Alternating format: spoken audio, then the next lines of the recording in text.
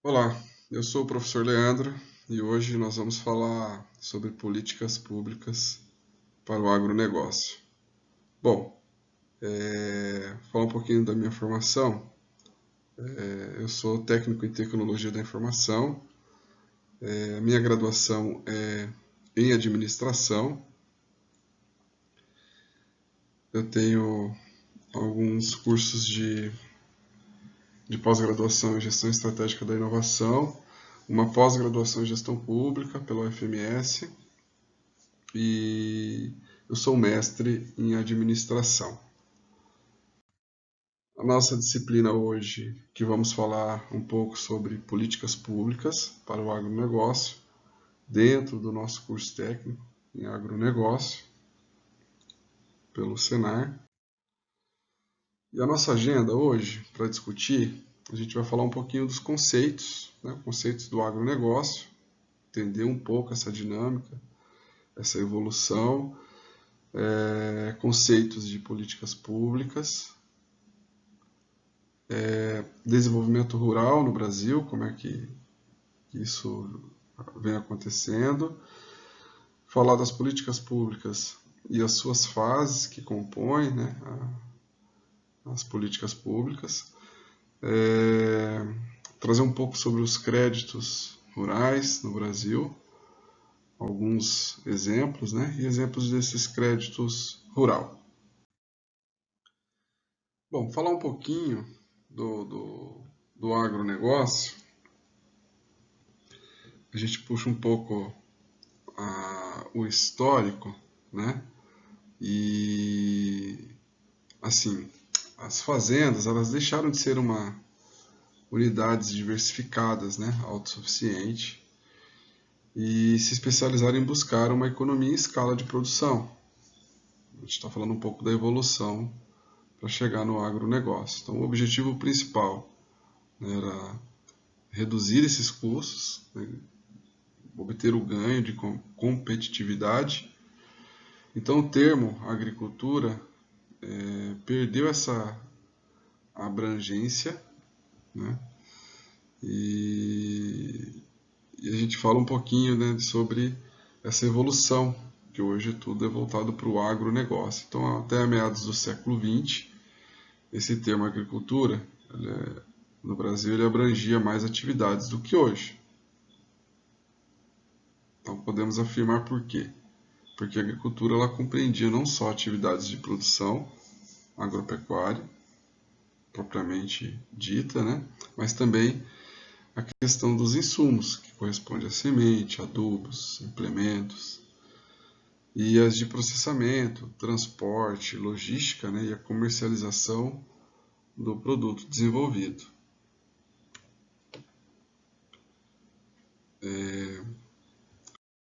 Bom, então vamos falar um pouquinho da definição do agronegócio, né, atualmente. Então ele é um sistema que engloba todos os seus atores envolvidos com a produção, o processamento, a distribuição de um produto.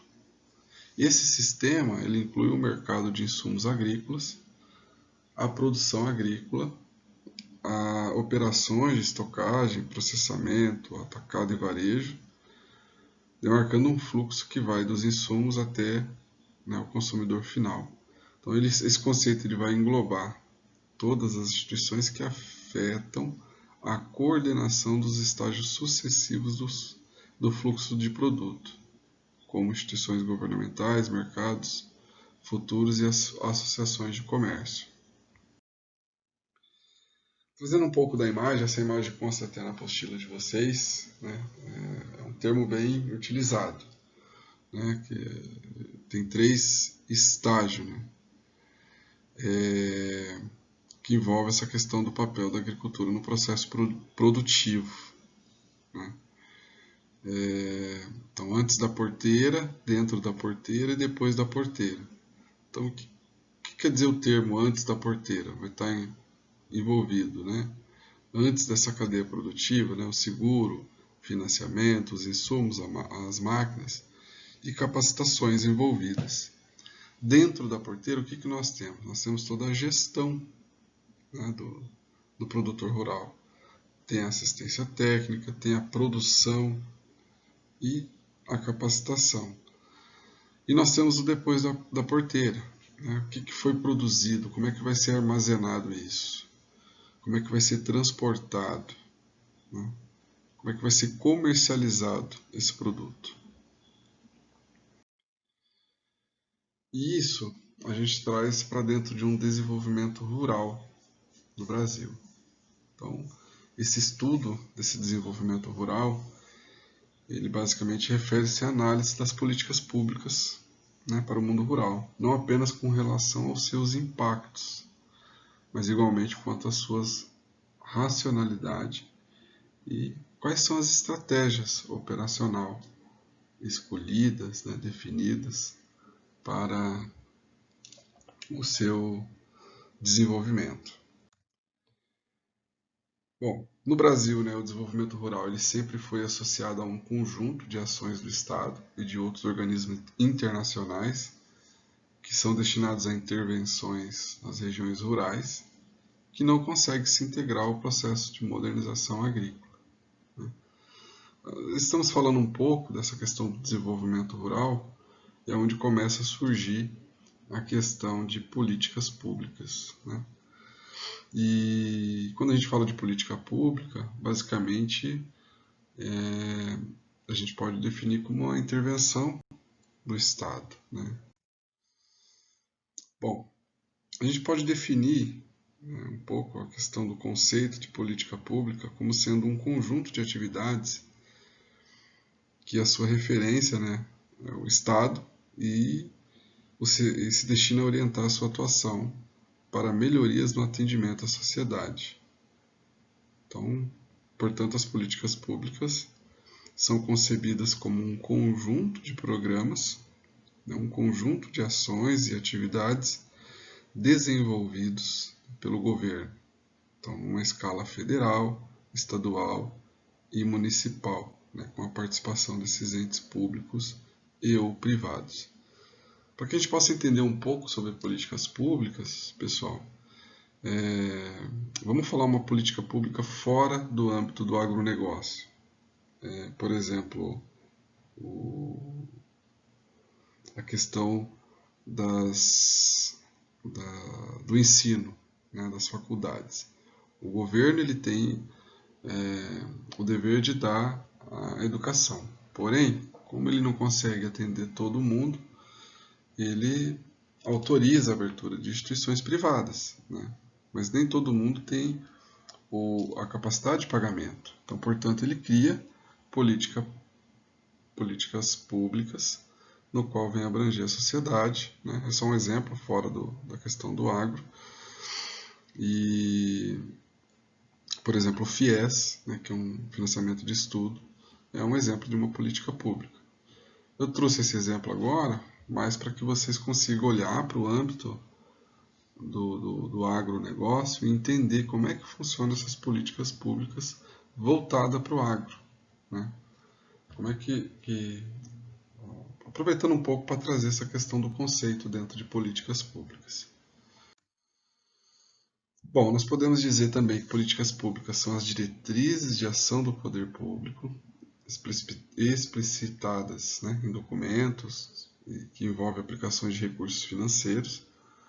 Então, basicamente, ela vai traduzir os interesses e as crenças, né, do grupo político no poder, uma vez, né, que esses recursos públicos não são suficientes para o atendimento de todos os interesses da sociedade e de seus grupos organizados, tendo que fazer opções para o gasto de recursos públicos, né? Os governantes formulam e implantam essas políticas públicas de acordo com o que acreditam ser a melhor alternativa para a sociedade.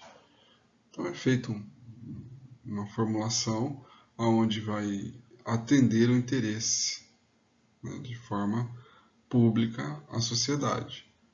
Vamos pensar isso dentro do âmbito do agronegócio. Como é que vocês entendem como um exemplo de uma política pública voltada para o agro, né? Bom, eu trouxe um quadro que é bem interessante, né, que ele fala que a política pública ela tem uma classificação, né, e aí são considerados alguns critérios, né, quanto a natureza de intervenção. O que ela vai buscar interferir? Uma relação estrutural, analisar a questão de renda, emprego, propriedade. Objetivo é minimizar os efeitos negativos de uma situação temporária ou imediatas. Quanto à sua abrangência, né, e os seus benefícios. Para todos os cidadãos, claro que quando uma política pública é criada, ela tem as suas regras definidas. O segmento da população, por um fator determinado, como idade, condição física, gênero. Dentro do agronegócio, a gente pode definir como o tamanho da propriedade. É um pequeno agricultor, é um agricultor médio, um agricultor grande. Outro exemplo é pratica agricultura familiar.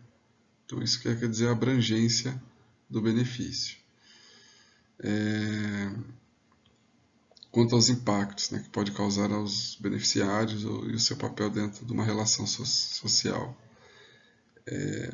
Seu objetivo é distribuir benefícios, né, e redistribuir recursos entre esses grupos sociais.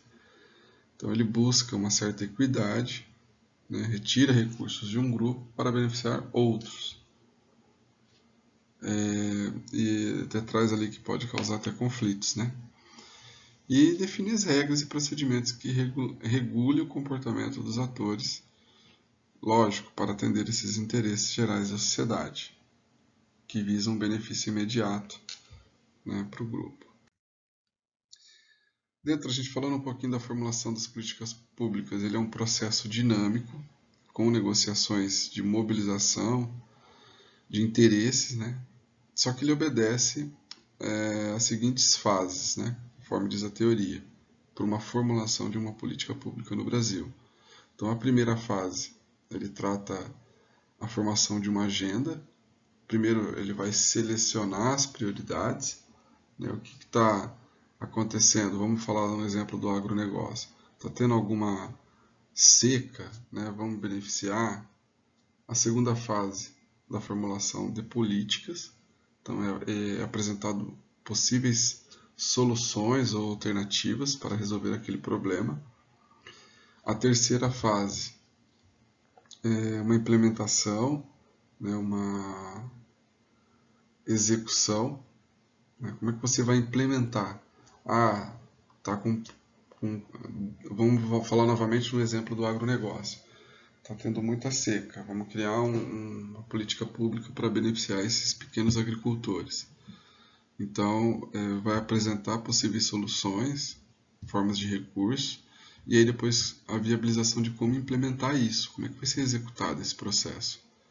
E a última fase, que é a quarta, é o monitoramento e a sua avaliação. Né?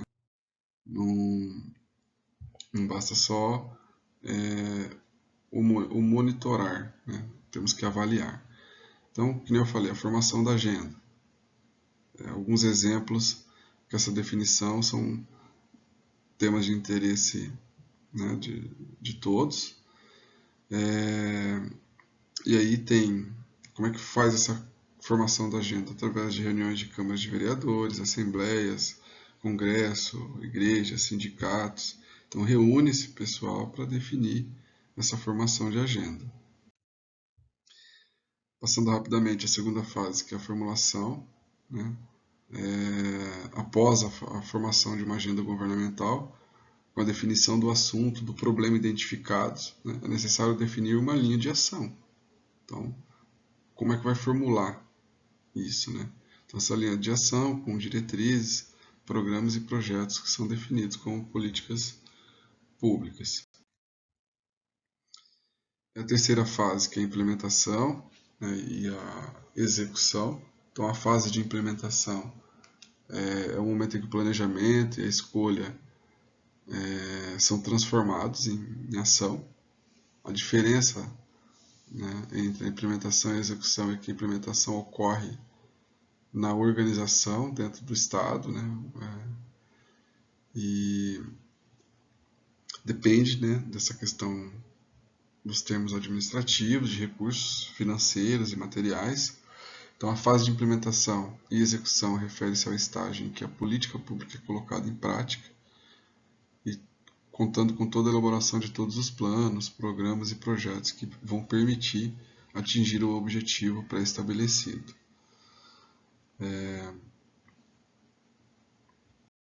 A quarta fase, que é o monitoramento e avaliação, basicamente é um processo que vai analisar os seus impactos e das funções cumpridas pela política pública, né? Então é a fase que busca determinar a sua relevância e analisar a eficiência e eficácia da sustentabilidade das ações desenvolvidas. Um exemplo prático que eu posso trazer para vocês foi até um projeto, né, já entre o governo do estado do Mato Grosso do Sul e a Universidade Federal, também do Mato Grosso do Sul, que foi do Ministério das Comunicações, que foi levar acesso à internet para aldeias indígenas, algumas, né, aldeias indígenas, e pequenos agricultores do território da cidadania. Então não bastou só fazer todo o processo, levar, né, foi criado o programa, foi criada a agenda, foi criado o programa, foi implementado, mas a fase importante também disso é monitorar e avaliar no final qual foi o impacto que trouxe, que benefício que trouxe essa implantação. Dentro, falando um pouquinho das políticas de crédito rural, né, sem dúvida alguma dos instrumentos mais importantes, né, dentro dessa política agrícola brasileira. Então, dentro de uma história, ela sempre ocupou um lugar de destaque dentro desses planos, programas e projetos que fomenta a agropecuária nacional. Quais as necessidades, né, de poder gerar esse crédito rural? Como é que gera isso? Como é que cria essa agenda? Algumas necessidades que eu achei interessante colocar: a sazonalidade da produção, né, o período de safra, entre safra, possíveis ocorrências de pragas, doenças, a perecibilidade, né, que é o tempo de duração dos produtos, e a diferença temporal entre as despesas e receitas concentradas em diferentes épocas do ano. Entre os objetivos de crédito estão o fortalecimento do setor rural, né, gerar competitividade, o favorecimento do custeio da produção, né, o estímulo aos investimentos rurais, a aplicação de tecnologias e a comercialização de produtos agropecuários. Então é muito importante isso. Então o crédito, né, quais são os objetivos do crédito rural? Então são dois, a gente pode falar que são dois objetivos, né, elencados: o crédito de custeio, que vai cobrir essas despesas dentro de um ciclo produtivo, e já o crédito de comercialização, né, visa cobrir as despesas próprias da fase posterior à colheita da produção, né, converter isso em dinheiro e títulos oriundos de sua venda e entrega pelos produtos de suas cooperativas. Né? Então, a gente está falando quais são os objetivos do crédito rural. São a questão da produção e depois que produziu, como é que vai comercializar esse produto. Então, são os dois grandes objetivos do crédito rural. Falando um pouco das instituições financeiras públicas que operam esse Sistema Nacional de Crédito Rural, né? Nós temos o BNDES, que é o Banco Nacional de Desenvolvimento Econômico e Social, o Banco do Brasil, né, que são financiadores, o Banco da Amazônia Basa, o Banco do Nordeste do Brasil e a Caixa Econômica Federal. Também tem algumas instituições privadas, né, que podem estar financiando, né, fazendo que operam nesse sistema de crédito rural também. E aí a gente tem, acho que um grande destaque são as cooperativas, né, as instituições financeiras cooperativas. Nós temos o Sicob, Sicredi, né, temos também as instituições privadas como o Bradesco, entre outros bancos que vão estar disponibilizando esse crédito rural. Por mais que os bancos oficiais federais continuem a prevalecer no país, né, nós temos essas instituições privadas também que disponibilizam esse crédito rural. Agora alguns modelos, né, alguns exemplos, vamos dizer assim melhor, sobre o crédito rural. Então nós temos o programa de modernização da frota dos tratores agrícolas, né, implementos associados a colheitadeiras, que é chamado de Moder Frota. Nós temos o Moder Infra, que é um programa de incentivo à irrigação e armazenagem. Programa da construção e ampliação de armazéns. Nós temos o programa ABC, né, que é o Programa para a Redução da Emissão de Gases de Efeito Estufa na Agricultura. Nós temos o PRONAMP, que é um Programa Nacional de Apoio ao Médio Produtor Rural, e o PRONAF, que ele é um programa voltado para a agricultura familiar, um Programa Nacional de Fortalecimento da Agricultura Familiar. São alguns exemplos que eu vou citar aqui rapidamente, né? Só para vocês terem uma ideia como é que existem esses programas, como é que podem ter acesso, né? Assim, falando um pouco do histórico, ele foi criado, né, o Moder Frota, que é a modernização da sua frota de tratores agrícolas e implementos associados, né? Foi criado em 2002, que viabiliza o financiamento de aquisição de tratores e implementos associados, colheitadeiras e plataformas de cortes, equipamentos de preparo, secagem, entre outros, né, são beneficiários desse programa produtores rurais e também as cooperativas. O Moder Infra, que tem a finalidade de apoiar o desenvolvimento da agropecuária irrigada, ampliar sua capacidade de armazenamento, produção agropecuária, e também é operado pelo BNDES, né, e por instituições financeiras credenciadas. O programa para construção e ampliação dos armazéns, né? A sua finalidade é apoiar investimentos necessários para ampliação e construção de novos armazéns. Ele financia projetos destinados para guardar grãos, frutas, tubérculos, entre outros. O PRONAMP, que é do médio produtor rural, o objetivo dele é apoiar e fortalecer o médio produtor rural, que muitas vezes é esquecido durante esse processo, na elaboração de políticas públicas também. Então ele promove o desenvolvimento da atividade rural, né, de médio porte, então para gerar o aumento de renda familiar e a geração de emprego no setor rural. Então, justamente para fortalecer o crescimento do campo.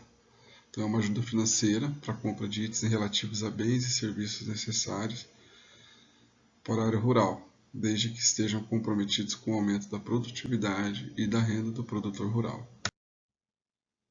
E o PRONAMP, né? Quem pode financiar, né? O que ele pode financiar?